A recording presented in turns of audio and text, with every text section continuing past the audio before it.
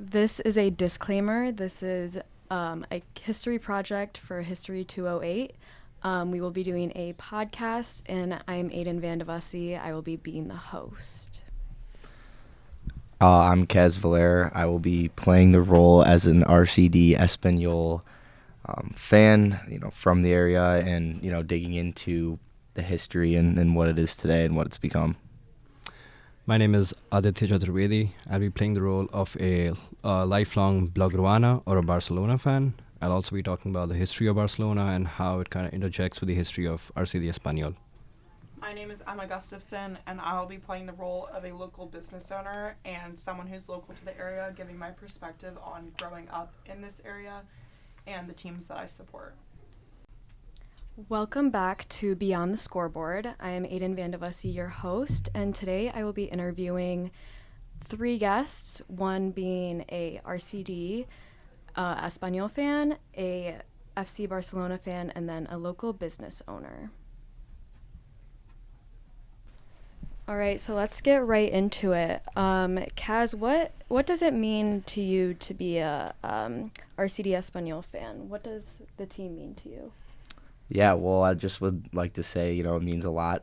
First and foremost, it's been, part of a community, and it's definitely something unique and started from the ground up. So it's been here ever since, I was here and young, and it's kind of been woven into, traditions, and then also kind of my everyday pride. I think it's a very authentic club. I mean, being the first original, Barcelona club, founded by, locals and just our own people. It's super important to see how, we've grown over time. There's obviously other clubs and things like that of that nature, but I think deep down it's unique, and I think the community aspect is very important because it kind of entails this larger movement in this political landscape that we've seen kind of drastically change over the years. Great, thank you.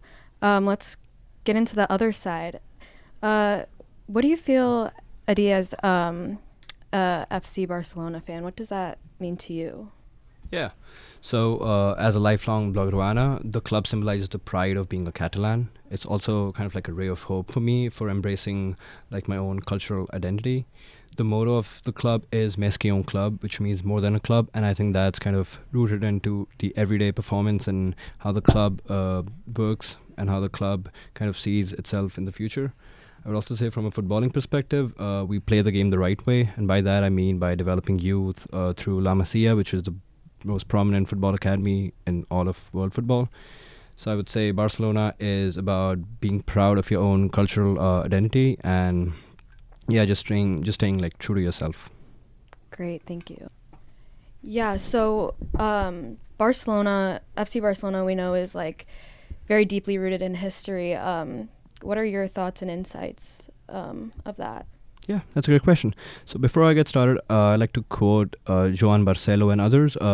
In one of his research papers, he said that sporting institutions like football clubs are critical sites to explore complex relationships between nationalist identities and social institutions.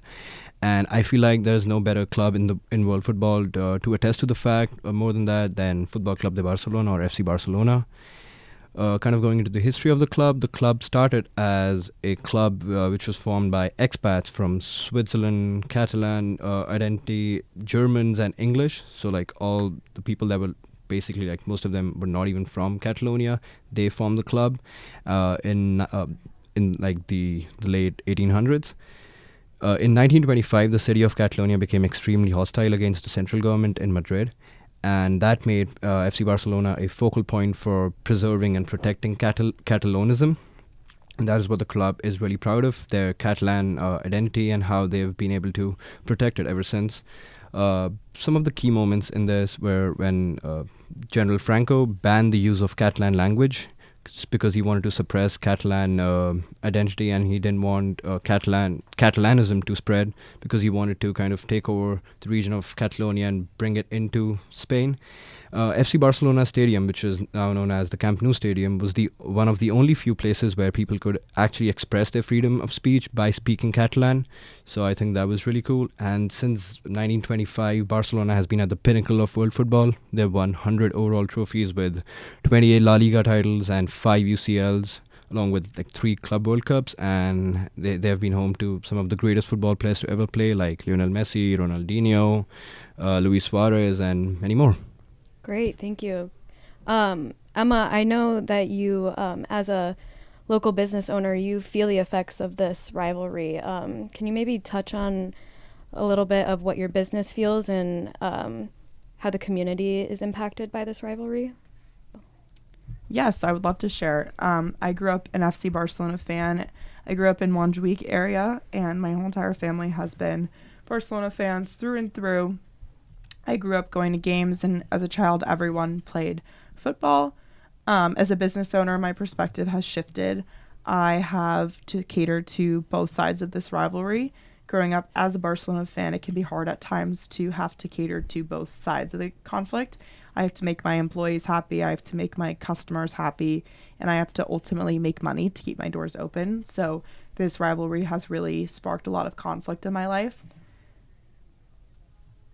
Yeah, that's a really tricky thing to balance as a business owner. So I can only imagine what that's like. Yeah, as a fan, I think it's been extremely tough to see this kind of shape political identity.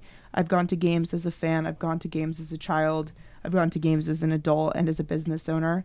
And I think that this tension has really caused lots of economic issues in the city of Barcelona. I've seen lots of conflict play out, and it's affected me personally through my business.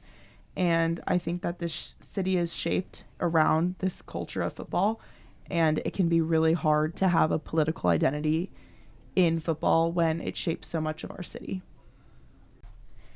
Great, thank you. Kind of moving into the RCD side of things, Kaz, FC Barcelona is such a powerhouse within Spain, and Barcelona specifically. I mean, we see in restaurants, on street corners, like posted on buses, this display of Barcelona, FC Barcelona memorabilia.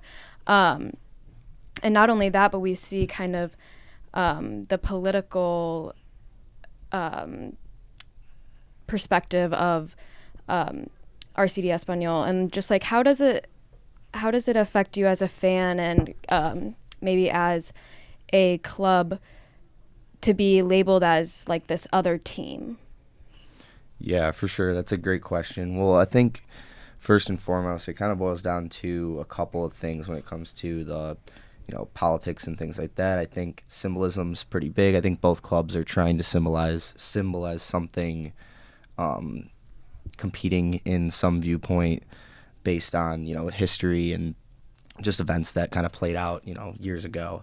So I think that's super important to understand. And then also just the political tensions throughout the sport and how they've kind of cooled down to some degree, but how like matches still revive these debates over like identity and then also just tradition.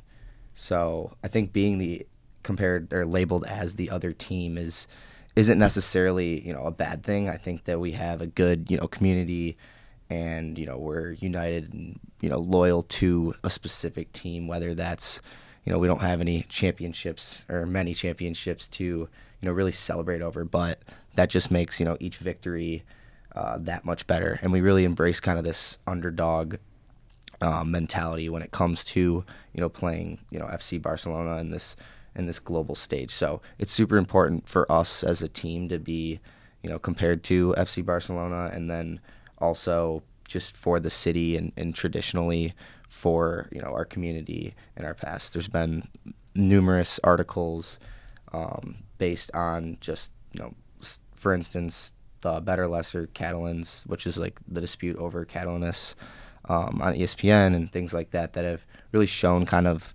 each side of things and how everyday lives of like the city's communities and authenticity are really put against like Barca's broader like political landscape. So definitely seen both sides, and it's a heavily viewed topic in our area. Yeah, great. I also think that a good perspective to look at is in an ESPN interview, Alex Vidal, who played for both teams, quoted that it's normal for that there are more Barca fans, but in his opinion, he thinks Espanyol fans feel it more. He claimed them to be the humbler team and kind of this tight-knit family. And then in addition to that, we also see the Espanyol team and fan base kind of like title themselves and name themselves as this marvelous minority, since they often do feel overlooked and outnumbered compared to this powerhouse club, FC Barcelona. Yeah, for sure. All right, so like on the flip side of things, like I just said, FC Barcelona is this powerhouse of a club, and so why is there still such a grudge that's held against RC Espanyol, and like why does this really matter to you as a fan? Yeah, that's a good question. I like the word powerhouse. I think we are much more than a powerhouse. I really think that Barcelona is the best club in the world, and there's like no better club in the world compared to Barcelona, but that's just me. The reason why I kind of have a grudge against RCD Espanyol is because if you look back into the history of how both the clubs were created, RCD Espanyol was the original Catalan club, so it was the club which was created by Catalan students at the University of Barcelona, whereas Barcelona was founded by expats outside of Catalonia. So when you're a club which is founded by students or people that are living in Catalonia, you kind of have the role to uphold the suppression of the Catalan identity which was happening under General Franco's rule. But instead of Espanyol being kind of that leader against the oppression of Catalan people, they just did the opposite by maintaining a more pro-regime stance. And this is the reason why they changed their name to Real Club Deportiva Espanyol, which is their current name, RCD Espanyol, to kind of align with Franco's policies. This is also mentioned by Philip Kubiazic in his paper Better and Lesser Catalans. Also in Spain, because if you look at clubs, they kind of manifest a bond with their autonomous community. So like Athletic Bilbao, which is a club in Spain, they only take players from the Basque region in Spain. And so there's like a true tight-knit bond with the communities that the clubs try to form in Spain. And I think this is where RCD Espanyol kind of goes against this entire norm, where they should have been the leaders of upholding the identity, whereas they just did the opposite and started supporting Franco in his dictatorship and his regime. And this is the reason why Barcelona fans, we also call their stadium Mini Bernabeu. Bernabeu is, of course, the stadium of Real Madrid, and we feel that their stadium is just like a mini stadium for Real Madrid, because even Real Madrid were supporters of Franco. And so RCD Espanyol fans are also supporters of Franco in terms of that. We also kind of label their fans as Francoists or supporters of General Franco. So just to see that, because it's like very historical, and because of how there's this animosity which has been, boiling over all these years, I feel like there's this grudge which still remains and which is still seen in the games that are played between Barcelona and RCD Espanyol. Yeah, I think it's important for people to understand that this rivalry goes just beyond sports, and the creation of the clubs and the histories behind it are so deeply rooted in political atmosphere. So it's not just, the games that are being played that affect this rivalry. All right, and then just one more question to close out the podcast. Emma, how does this, affect your day-to-day life and your business? For me, it's about keeping my doors open and making sure my employees and customers are satisfied when there's tensions and riots in the street, and there's ultimately puts my employees in dangerous situations. I have to close my doors, therefore affecting our income for that day and sometimes weeks. And as a human being, my income really dictates how I live my life, and going to these games is a big deal for me. This is what I like to spend my money on and my income on. This is what's always been a priority for my family and I to go to these games. So it's hard to afford tickets now in today's day and age when I can't even keep my doors open. This also causes lots of damage to my building. I've had to repair lots of broken windows and damaged parts of my store because people are rioting, and it might sometimes be perceived to the public as a peaceful protest, but I can say firsthand that it is not peaceful. and often there's lots of damage done. And when my business closes down, it can be really impactful on not only myself and my family, but all of my employees and their families. So I'd say overall, these riots, they cause a lot of harm to lots of business owners' lives, not only my own, but also other local business owners. So I would say this is a huge impact on our lives. Yeah, that's really interesting. It's interesting to see how this rivalry has affected the community members, how it's built up over the history of the cities. And yeah, so I just want to thank you guys so much for coming in and speaking with me today. I think it was very informational, and yeah, thank you. Thank you. Thank you so much. Yeah, thank you.